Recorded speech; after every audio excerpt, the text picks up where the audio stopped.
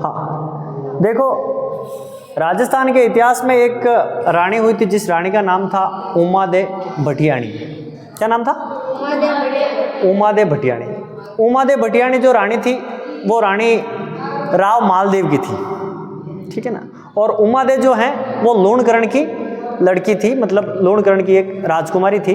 इनकी शादी कैसे होती है उसके ऊपर चर्चा करते हैं पहले, फिर बाद में उमादे रूठी रानी के नाम से किस प्रकार प्रसिद्ध हुई थी उसको देखते हैं इस कहानी के माध्यम से। तो सबसे पहले ये हुआ था कि उमादे जो अपना राव मालदेव जो हैं वो मतलब अपने राज्य का विस्तार करने के लिए आस पड़ोस के इलाके के ऊपर क्या कर रहे थे? आक्रमण कर रहे थे। ऐसे करते करते उन्होंने जैसलमेर के ऊपर आक्रमण किया। उस समय वहाँ का जो राजा था उसका नाम था लूणकरण। अब लूणकरण के अंडर में आता था फलोदी, जो राजस्थान का भी नया जिला बना है अपना फलोदी जिला। ये फलोदी जिला पहले किस क्षेत्र में आता था? जैसलमेर में आता था, उसके साथ में आता था, उनका अधिकार था। तो जैसे तैसे करके लूणकरण तो मतलब एक जैसलमेर के थोड़े कमजोर शासक थे, राव मालदेव तो मतलब एक बढ़िया भारी भरकम शासक था, प्रतापी शासक था, वीर आदमी था और सेना भी थी साथ में, बड़ा राजघराना था जोधपुर का, ठीक है। तो राव मालदेव ने मतलब एक बार आक्रमण किया, उनको फलोदी दे दिया, कुछ पैसे वगैरह दे के उनको वापस शांत कर दिया, समझौता कर लिया। किसने? राव लूणकरण ने। लेकिन राव लूणकरण ने यह देखा था कि भाई ये मालदेव है जो वापस आक्रमण तो एक बार और करेगा ही, इससे पहले कि या तो इनसे लड़ा जाए या फिर इनसे कोई न कोई परमानेंट संशोधन निकाला जाए इसका। तो राव लूणकरण ने कहा था कि भाई अपन लड़ तो सकते हैं नहीं इतने बड़े शासक से, तो क्या करें, कोई न कोई संशोधन करें, कोई सेटलमेंट ऐसा करें जिससे अपना बचाव हो जाए और अपना राज्य भी बना रहे और समझौता भी रहे। ऐसे में किसी ने कहा उसी के राज्य से कि भाई आप ऐसा करिए कि मालदेव के साथ में अपनी जो पुत्री हैं आपकी, जिसका नाम है उमादे, ठीक है नहीं, उमादे के साथ में क्या कर दीजिए, इनकी शादी करा दीजिए, ताकि ये जो राजा हैं अपने ऊपर ना तो कभी भी आक्रमण भी नहीं करेंगे और अपना सहयोग भी करेंगे, है ना। तो ऐसे में राव लूणकरण ने इनको एक पत्र भेजा मालदेव को। मालदेव ने कहा कि हाँ आ जाएंगे बारात लेके, क्या दिक्कत है। तो बारात लेके चले गए। अब बारात ले जाके इन गांव में बारात को उतारा।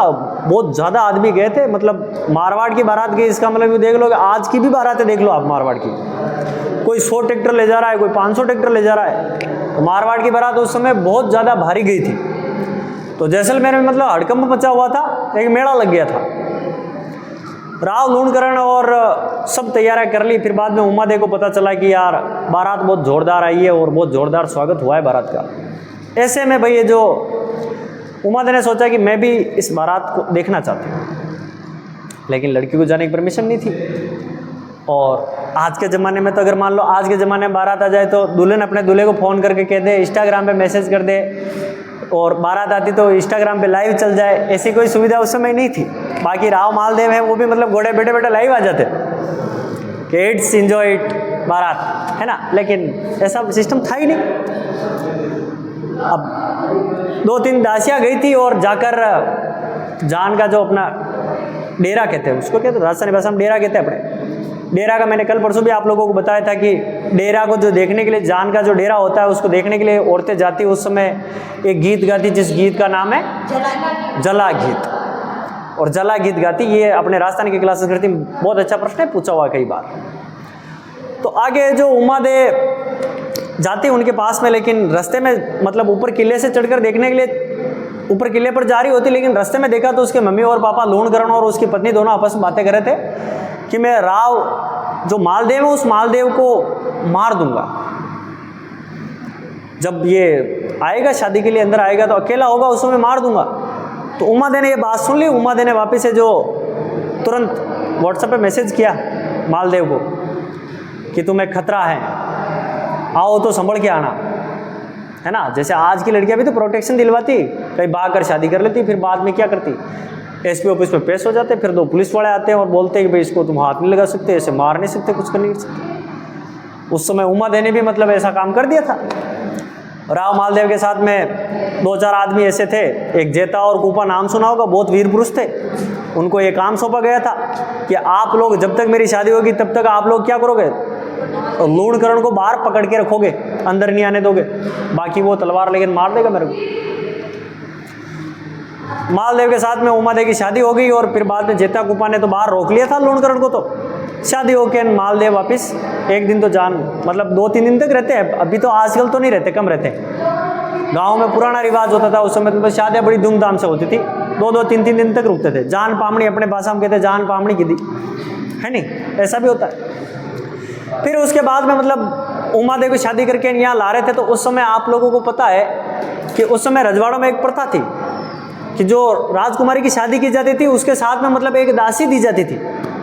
पहले सिस्टम था एक के साथ एक फ्री, बाय 1 गेट 1 फ्री, है ना, ये ऑफर था पहले राजकुमारों के लिए। एक दासी साथ में ऐसे ही फ्री दी जाती थी। वो किसको संभालने के लिए?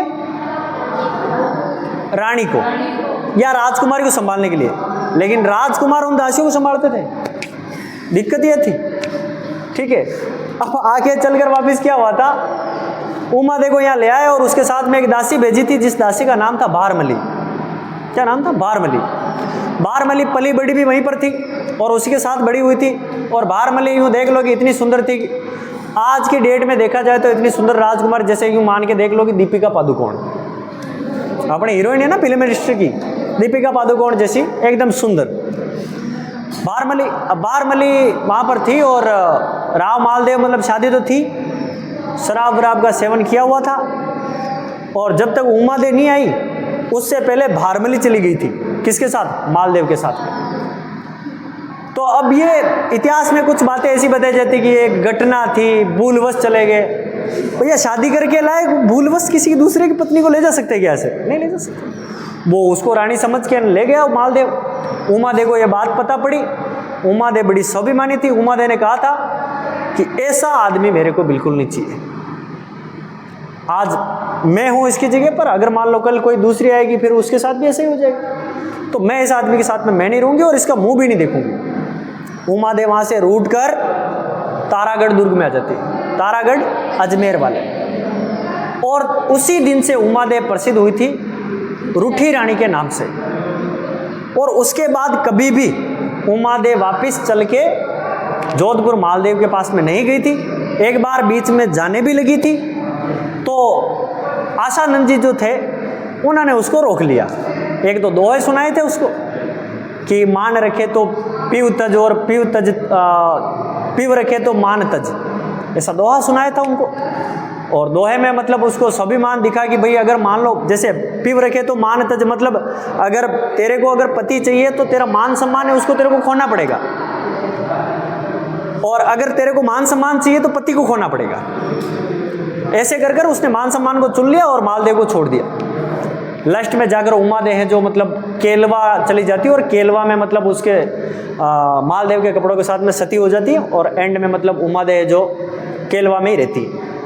उससे पहले थोड़े दिन पहले मतलब जोधपुर में भी रही थी, लेकिन जोधपुर के पास में रही थी, मालदेव के पास नहीं रही थी। तो तब से मतलब मालदेव के साथ में कौन जुड़ गई थी? बारमली, जो कि एक दासी थी और रानी बनकर रहने लगी थी।